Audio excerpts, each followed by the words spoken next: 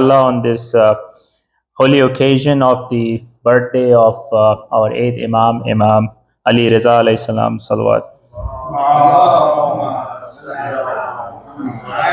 We want to congratulate our Imam on the birthday or the wiladat of the eighth Imam. Some of the questions that arise about the eighth Imam, right? What can we learn, but also what is the history or significance? Because every Imam actually went through different experiences and different circumstances, and there's different lessons and moral stories that we can learn from each one of these Imams. So it's a little bit more about a understanding of Imam Ali Ridha alayhi salam. So the question is, what does the word Al Ridha, his title, actually mean, and how did he get that title? There's also a dissertation or a thesis he wrote, which was called the Golden Dissertation, Risala al-Dahabiyya, meaning the Golden Risala. A question is, when he wrote that Risala, like every Imam wrote different things about it, like Imam, Sajjad alayhi salam, salawat. He was famous for writing Sahif Sajjadiya. So the question is, when this golden dissertation is there, so what actually did Imam Ridha alayhi salam write in it? Also, what were the circumstances or conditions or the difficulties or the challenges that the eighth Imam experienced, right? So we need to understand what the conditions were and what were some of the challenges that he experienced. Also, at the time of Imam Ridha alayhi salam, there was a lot of theological revolution going on in terms of the society and the Muslim community.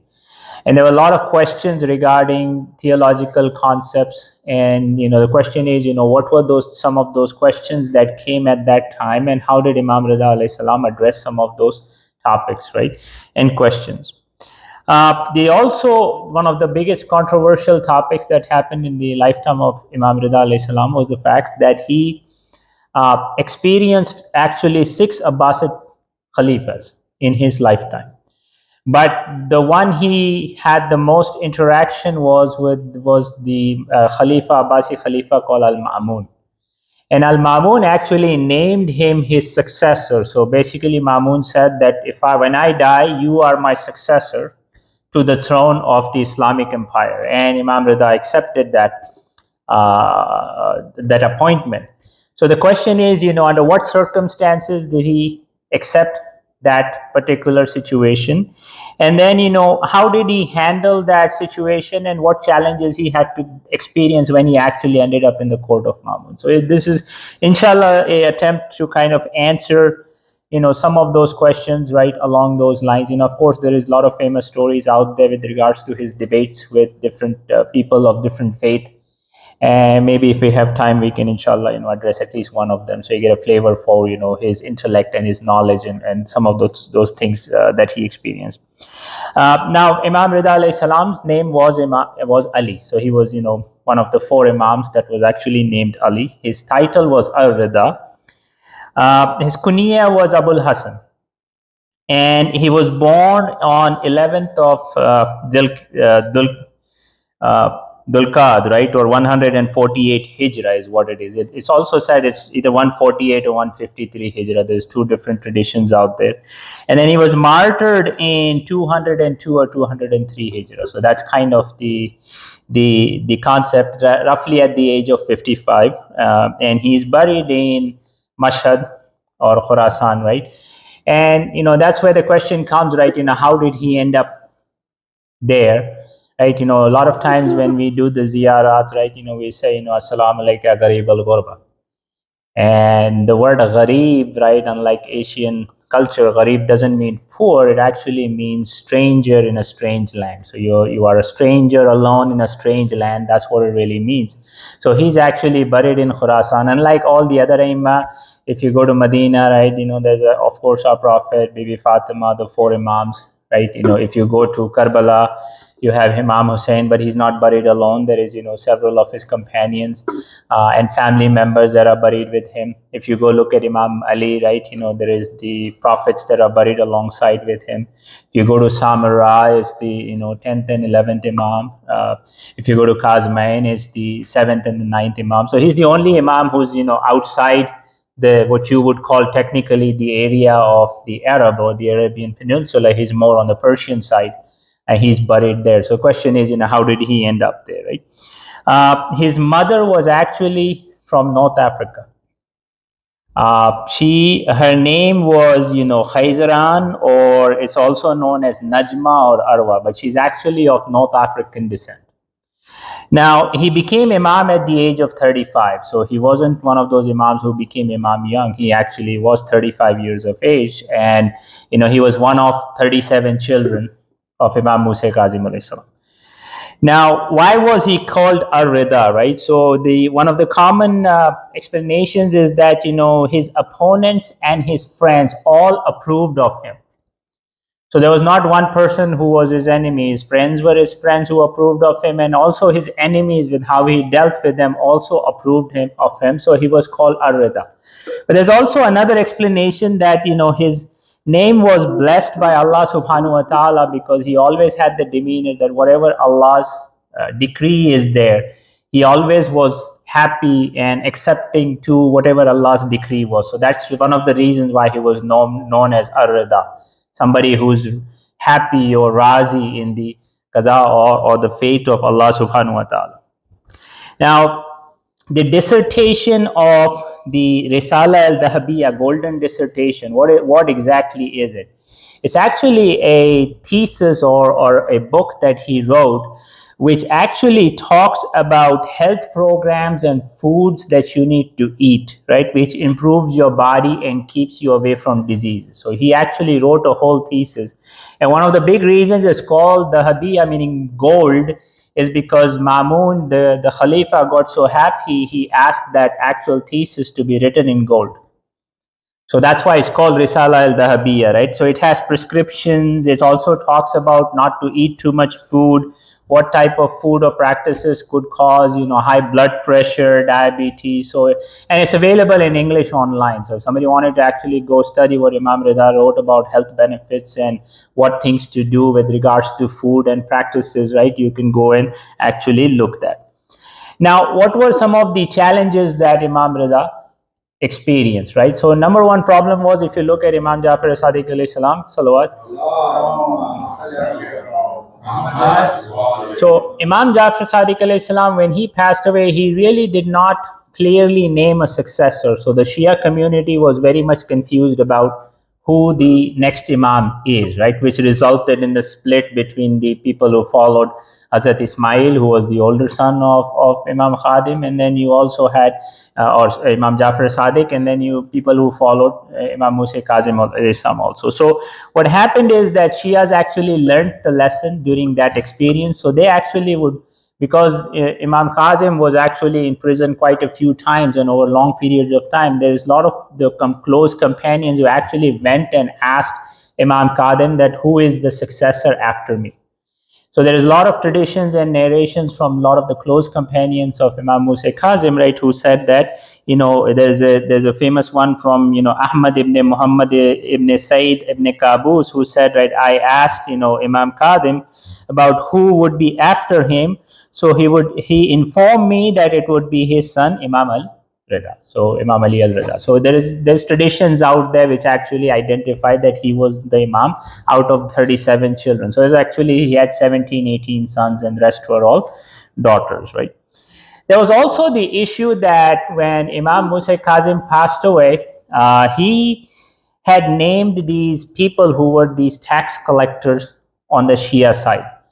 So what happened is Imam Kazim used to be in prison quite a few times. So these guys were the people who used to collect the taxes. So when Imam Kazim passed away, there's at least a couple of them who were in possession of, at least 30 to 100,000 dinars at that time.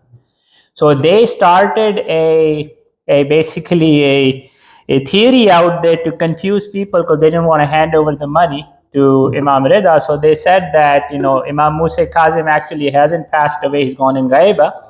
Wa alaikum assalam. So he said Imam Kazim's actually gone into Ghaiba, and the Imamat has taken a waqf, meaning a stop. And so that's why they were known as Waqifis, right? So they actually ended up confusing a lot of Shias at that time because they didn't want to return that money, right, to Imam Rida alayhi salam. So they basically say that Imam Kazim is Al Mahdi or Al Qaim, and they kind of propagated that theory. So you had a whole sect of people who were called the Waqifis, who were the people who now eventually they reverted back to Imam Rida alayhi salam, but that Waqifi movement was also out there. There was also the Abbasid Khalifas, right, who were out there, right? Like, I said there were 6 of them. Now, Abbasids, even though they were cousins of the Talibis, meaning the line of Abu Talib, alayhi salam, right?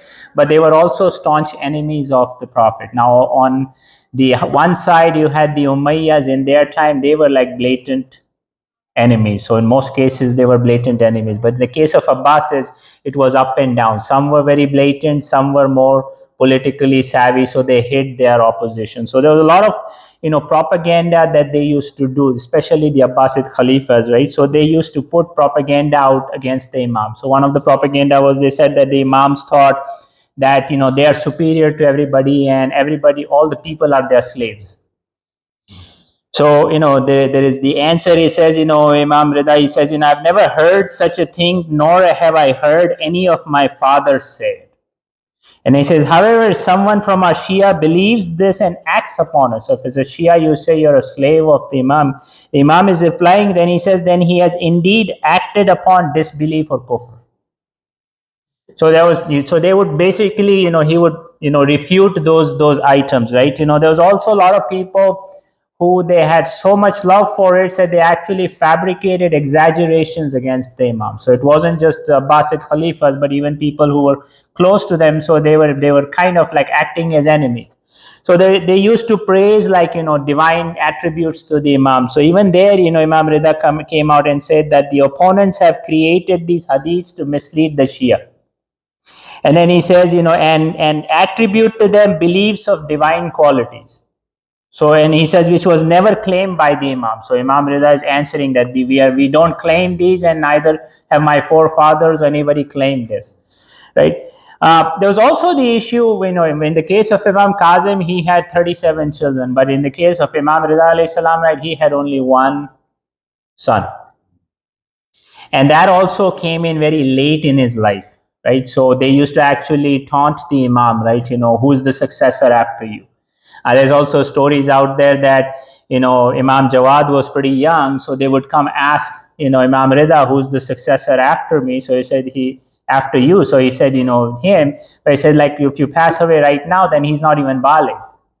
So they used to question those things. So he had a lot of trouble, not only from the outside, but also people close to him who would give him a lot of pressure around the succession part of the imamat, right?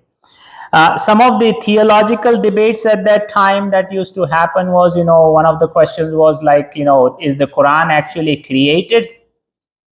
Right? But Allah subhanahu wa ta'ala, or actually it's never created, it's always been there. Now, there used to be people, if you claim one side, the other party would kill him. If you claim the other side, the other party would kill him. So this was a very problematic topic, in that, so Imam Rida told people, stay out of this type of discussion, right? It's not actually, now, according to our Shia theory, we believe the Quran actually is a word of Allah, which means it has to be created by Allah subhanahu wa ta'ala, right? The also was, some of the topics were that does Allah have a body? Right, so there also there was you had the people who were known as the Ahle Hadith, who used to just follow the Quran and the Sunnah word for word. So if the Quran said it had a body, right, then they said that's what it is. Then on the other hand, you had these people who were called the Mutazilites, right, who used to reason. So you say reason doesn't accept it, right? Or for example, your fate is already preset from beforehand. So how do you answer some of those questions? So Imam Rida, actually, some of the theories and philosophies of theology and answers we have right now, actually those answers came from Imam Rida alayhi salam along those topics. The biggest question in his life actually was, where people expressed a lot of doubt, was regarding his successorship to Mamun. right? Mamun was the Khalifa. He named Imam Rida as his successor, right? So what was the whole context behind it? This is something we need to know, and that's the reason why he's buried in Khurasan. So you kind of have to understand this is one of the most important conversations around Imam Rida alayhi salam. So number one, Mamun was very skilled in diplomacy, right? And he had even some people believing that he was a proper Shia follower and he was very sincere in his beliefs. So Mamun actually presented himself to the point he actually gave two of his daughters to both the Imams. So Imam Jawad was married to one of his daughters, and Imam Al Rida was also married to one of his daughters. And not only that, he named him his successor, right? So let's talk about what were the context around that part of the discussion, right? Now, number one issue was that Mamun was actually not from a very royal birth per se, and he was few son, he was a son of like a lower birth. He was still son of Harun al-Rashid, and then he had an older brother named Amin, and Amin was from a noble birth. So when Harun was passing away, he made a will. He said, Amin is the Khalifa, and then Mamun, you have the governorship of Khurasan, which was the Persian side. Now what happened is Mamun actually rebelled against his brother, and he marched on to Baghdad, and he actually beheaded Amin, and he declared himself the Khalifa. Now what happened is, when you do that, what happens, right? You have the Mamun used the help of Persians, whereas the Abbasids were all in Baghdad, were all Arabs. You kind of see that even today too. If you go to Iran, Iraq, you kind of see that division line is there somewhere along those lines, right? So he wanted to basically make his rule legitimate. So if you name a Arab successor who's from the line of Imam Ali and Bibi Fatima, what do? You make your own claim to the throne legitimate, right? Because you say, I'm naming him as my successor, right? So what used to happen is that these people in Khurasan were actually used to rebel against the Arabs, or the Abbasids, right? But then they were supporting Mamun because he was governor of there, right? So he wanted to appease them, right?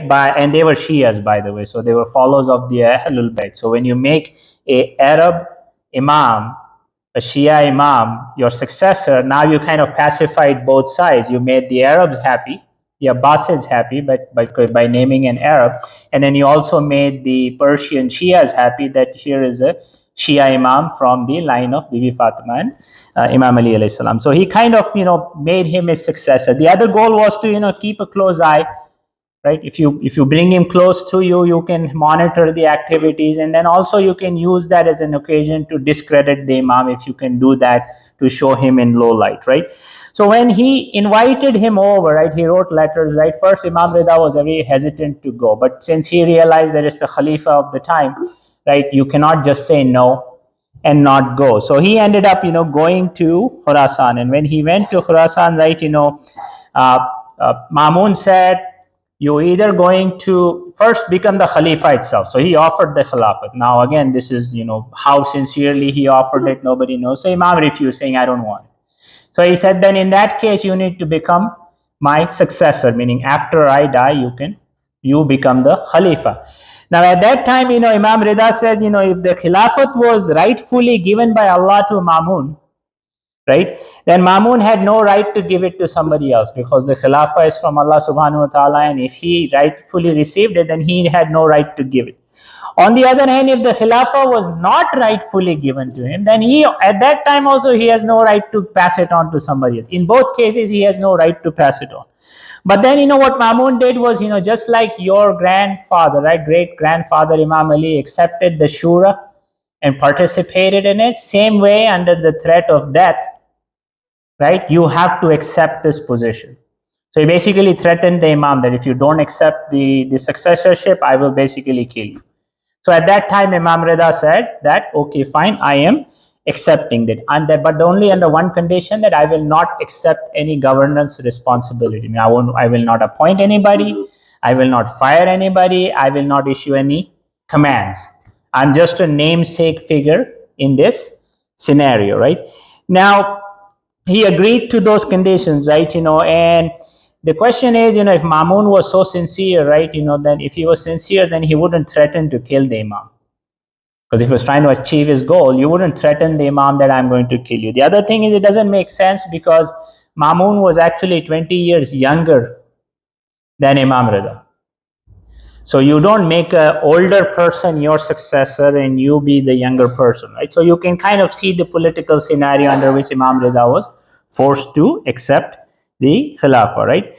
Now, there's a lot of questions around, Imam Rida used to, perform, a lot of debates because he used to force Imam Rida to participate in a lot of debates. These debates are out there for you guys to read, right? Mamun one day brought in a Jewish rabbi, a famous Jewish rabbi. He brought a Christian rabbi. He brought an atheist. He brought a Zoroastrian, right? He brought a Hindu priest, and he would force the Imam to actually debate these people. Now, when you do that part, right, you kind of, trying to one show that you are magnanimous, right? Because he's the Khalifa, is encouraging these lively debates, right, for the sake of knowledge. And then he's also saying, by the way, I'm trying to show that the Imam's knowledge is from the line of Imam Ali and Bibi Fatima, so they have that divine knowledge, so we can answer those questions. However, the secret agenda also is what that you kind of want to undermine the Imam's authority because he genuinely didn't believe the Imam was true. So then he said he would fail in those debates. Of course, Imam never failed, and his popularity started increasing. And when his popularity started increasing, he actually started stopping the debates, right? The best example is one day he was in the court and there were two people who came to visit them, right? So they asked the Imam, right, should we actually pray qasr or full prayer? So the Imam asked the first person, right, okay, fine, who did you come to visit? So he said, I came to meet Mamun. And then he asked the second person, who did you come to meet? So he says, I came to meet you, O Imam. So he says, the person who said that I came to meet you, Imam, he said, you can pray qasr. However, the person who came to meet Mamun, he says, whether you pray qasr or full is the same because it doesn't really matter. So you should pray full because yours is not an Islamic agenda, right? So that kind of showed that Imam used to actually give the answers based, and he would reject Mamun's policies or whatever he was trying to do, but Mamun was ultimately tired of that part of it. Now what happened is when he captured Baghdad, right, the Arab Abbasids were not happy, right? And what happened is that he said, okay, and because Abbasids were actually enemies of the Talibis, and as Imam Rida was from the line of the Talibis, right? So you can't take a successor to Baghdad, who basically is from the line of Abu Talib alayhi salam, right? So what he decided to do is, once he had captured the whole thing, one day he asked one of his servants to actually poison the Imam with poisoned grapes, right? So that caused so you can see, now a lot of people kind of dispute the fact that he did or did not, but the more reliable traditions out there are that he actually did poison the Imam. So that just gives you a background about some of the challenges that Imam Rida, and that's the reason why he's buried in Mashhad in Khurasan, is because Mamun actually buried him next to his father Harun al-Rashid. So that's where in Mashhad, right? That's where Imam Rida alayhi salam is buried also. So that just gives you an idea why Imam Rida alayhi salam was actually in Mashhad, right?